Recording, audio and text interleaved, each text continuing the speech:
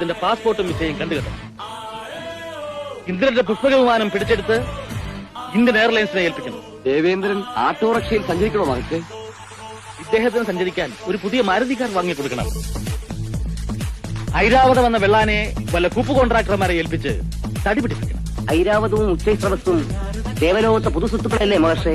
അത് ഇന്ദ്രൻ മാത്രം കൈയടക്കി വെക്കുന്നത് ശരിയാണോ മഹാദേവ? ദേവലോകത്ത് പുതിയ തെരഞ്ഞെടുപ്പിന് പണം വേണ്ടേ നാരദരെ?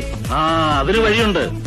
ഊർവശി മേനകമാരെ നായികമാരാക്കിക്കൊണ്ട് ഒരു സെക്സ് ഫിലിം നിർമ്മിക്കുക. ദേവേന്ദ്രൻ തന്നെ നായകൻ. ഐഡിയ. ആ പടം 100 days sure. അന്യായം, അധർമ്മം. ഇപ്പോഴിവിടെ നടക്കുന്നത് ന്യായവും ധർമ്മവും ഒക്കെ തന്നെയാണല്ലോ.